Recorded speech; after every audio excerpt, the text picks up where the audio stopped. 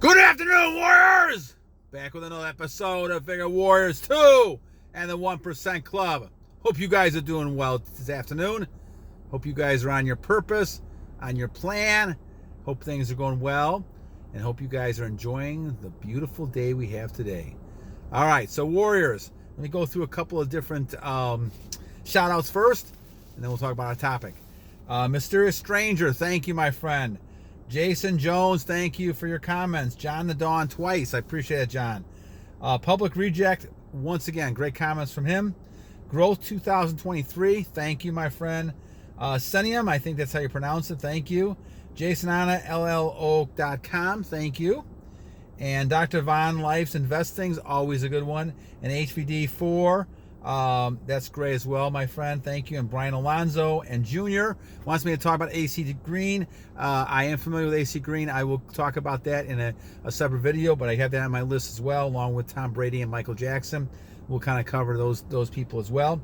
And Thomas Van Der Sman, thank you, my friend, for that. And also my Vaccinated Neighbors, Refuse to Die, always a great title. And thank you for your comments as well.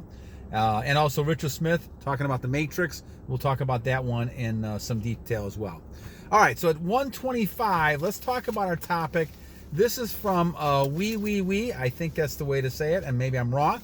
But thank you, Wewewe, for your comment. And his comment was talking about edging. So let's talk about edging a little bit, because I think it's a very interesting topic. We haven't talked about it for a while. So let's go ahead and kind of talk about this idea of what we call edging. All right, so, and we've gotten these discussions before. Let's take a step back a little bit, why we're talking about all this and doing all this, Warriors. The reason we do this, talk about this, is because we really want to emphasize the importance of being the best person you can become. And each one of you Warriors out there have the potential to be one of the best people in this world, right? Greatest people you can ever have. God's people, following God's word, helping society grow, contributing to society, being someone who really is someone that's a pillar in their community. Strong, somebody who has leadership qualities. All those type of things are important in a male, in my opinion. And so because of that, what we talk about and teach about is an idea of trying to enhance that male leadership, those innate qualities that I believe males have. Now, we don't always see those qualities because of a lot of issues that we've talked about, whether it's peer pressure, whether it's a stress or society matrix we're talking about, that we've been brainwashed into certain things. But we tend to then look at those things and label the things good or bad.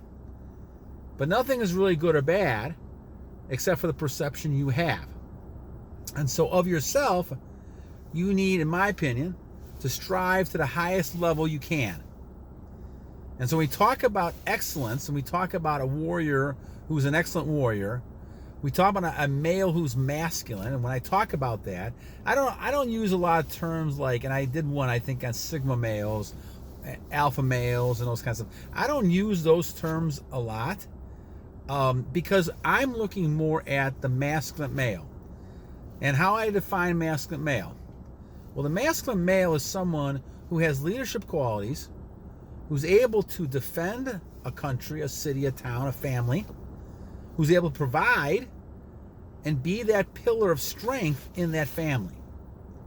And I'm not saying they're better or worse than anybody else. I'm just saying this is a role that males should be playing, in my opinion. They're not playing this. Many people I run into are not playing that role. They've kind of gone away from that role because, for whatever reason, they're not believing in it, or they're not trying to adhere to it, or they just can't. They don't have the skill level or the ability to be able to be that strong male. Now, part of the reason for that is because of this matrix that we have in society, who's telling you, go ahead and release all the time, go ahead and have sex with everybody all the time, go ahead and gamble your life away, go ahead and do these drugs and do all these kind of things, take pills every day for stress, all these type of things. That's being told to us. Overeat all this high level of carbs and sugars and things like that. All these things are so people can have power and they can have profitability and make money. So we have to take a step back, warriors, and understand all of this around us and understand how we can become the best people we can become. So this brings me then to the topic of edging, because when you look at being the best person you can become, the best mode, the best way you can get to at some point is what I call monk mode. And monk mode is not really thinking about women at all. Thinking about goals, using that energy you have inside of you to achieve success in all other areas of life. Now, if you happen to have a wife or someone who you have an intimate relationship with, then certainly that woman can help you, and that woman can help you direct your energy into other things. Now, if you don't have one, then you got to make a decision. And Paul has talked about this a lot in the New Testament. You know, people tend to, if you can't control your lusts, then get married. At least you have one person you're focusing on, right? But most people can't control their lusts. And once again, I don't think it's the person, again. I never blame the person. I think it's the evil spirits. I think spirits take over people. And I think that they end up then causing that person to create a lot of problems, and they're not strong enough to stop it. And this is what we're talking about, guys. We're talking about spirits from the evil one taking you over and tempting you, and being able to say, go ahead and do this, it's not going to hurt you. And before you know it, you're eating too much food. Before you know it, you're gambling and losing all your money. Before you know it, you're taking too many drugs and you're addicted. Before you know it, you're watching porn and you can't stop it. Before you know it, you're sitting there releasing all the time and you're becoming weaker by the minute. And the weakness then ends up not then creating problems in all areas of your life, in my opinion. When people are weak and they're releasing all the time, this is not a good thing. Even though society may tell you it's a good thing, I don't believe that in 1 minute anymore. I think they're doing it for their own reasons. Profitability is probably the biggest one. But the idea is that you don't need to do that. So we talk about this idea of edging. I know a lot of people who want to edge, who talk about edging. But I don't believe in edging. I don't believe that's true. Now, can we all stop edging? Well, that's not easy to do, of course. I had 47 years of it. I know. You're not going to stop that easily. You're going to get to the point where, you have to really exert some level of strategy of control. Now, I say all this because we're all in different levels. Optical man is 4 years, right? He doesn't have to think about edging too much anymore, right? People on monk mode, right? You got other people who are starting in 10 days. I happen to be in 1,025 days, so edging's becoming a less and less issue for me. But the thing is that you're always going to get that type of interaction that's going to create you to get aroused. If you're not, you got a problem. We all have to have sexual energy. But now what we do with it is the key. So if you're going to get excited about something and somebody, then all of a sudden you've got to learn how to transmute that. Now the best thing, obviously, is try to avoid thinking about it at all. But once again, the birds are going to fly over your nest, your head of your nest, and it's going to be hard not to think of something. So you got to have some mechanisms. And I do deep breathing. I try to visualize that going up. I do Keldler's number 6 right. And I try to do that more often now. I didn't do it as much before, but I'm doing it better now. And I'm using all these techniques to try to move that energy away so the thought pattern gets away from me thinking about, that arousal. And that's where you're trying to get using that energy for something else. But edging itself is neither good or bad.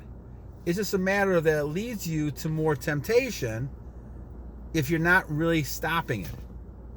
And the question then becomes is why you're doing it in the first place. And that's a real good question. A lot of us sometimes can't control it, and so we get excited, and so therefore we get to the point where we're thinking about it. And in my mind, that's edging. I don't care if you're actually doing a physical type of thing or not. To my mind, it's edging. Anything that's close to getting you thinking about releasing is edging, even though mentally it may just be mentally more than it's physically. So that's why I think that all of us should strive. This is the goal, is monk mode. Am I saying we're all in monk mode? Of course not. Because I know we're all in patterns. I mean, heck, it took me 47 years to get to the pattern where I wasn't releasing for more than 100 days. It took a long time. But I had to keep working at it, warriors, because you never give up. You keep trying. And the bottom line then is once you're able to build a habit, you take it one step at a time. Just like alcoholism, right? Just like drug addiction. You got to take it one day at a time. And you've got to try to build up. So, we talk about edging. Some people use it in the overall plan to go ahead and finally, eventually to stop releasing. And I'm not going to say that's wrong. I'm not going to judge that wrong, because I attempted that too many times. Now, I would suggest to you that the best thing to do is just got to go cold turkey and say, monk mode, that's where I'm going. But that's easier said than done. And I understand that because I've been through it many, many times. I would say find a pattern for yourself and find a pattern where you can actually start decreasing in intervals. You're thinking about women, you're thinking about this, you're looking at women as sexual objects, you're thinking about women in sex and releasing. Try to figure out a pattern yourself to take it one day at a time and say, okay, today I'm not going to look at a magazine, or tomorrow I'm going to do this, or I'm going to take another day, or I'm going to find another thing to do. I'm going to find my time to do something so I have less and less time to think about sex and women. And guys, this is a huge issue. For those of you who are like in our categories of 1,000 days or 2 years, 3 years, 4 years, I mean, you've kind of moved past that point. Yours is more of a case, and ours is more of a case of just getting hit by surprise. But as you're beginning this, the temptation from the evil one is still grabbing you, is still pulling on you, saying, don't leave now. You're getting closer to releasing again and again and again. And this is what happens to watching pornography and those type of shows and ideas. So when we talk about edging, and a great question from Wewewe, I appreciate that a great deal. The idea is that you don't want to edge. That's the bottom line. However, in the process of getting rid of things, a lot of us have to take one step at a time. And so the key is going to be not allowing that arousal and that semen in there to stay in there for long periods of time. And we'll do another one on this as well, I think, later on in the line. But do not allow it to simmer and keep there. Try to get it back out of your system.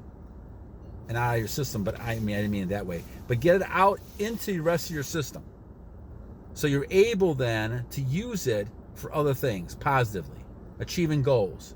Doing things outside of just thinking about having a sex with women. Now, of course, having control makes it easier for you that when you're with the person you want to have sex with, then you can do it. But the bottom line is use your time wisely. Remember, you're trying to achieve things for God's purposes. This is a spiritual thing you're talking about. The more you get away from the flesh, the better you are with the spiritual. And that means getting yourself more and more away from, trying to release and trying to think about releasing and all those things. So, well, once again, great question, Wewewe. I appreciate that a great deal. Hope it gave you a little more enlightenment from my perspective, at least. And we'll do another one tomorrow. I think we're going to try to do consistency, and this is very important. Jason Jones and Video System, May Wendy, talked about consistency over time, and we'll focus on that one tomorrow. And then we got Finding the Right Woman, Carlos, coming on. We got a bunch of other ones as well.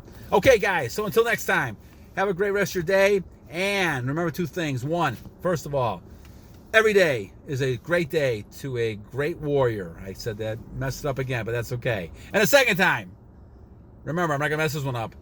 Remember, guys, keep trying and always remember to battle on!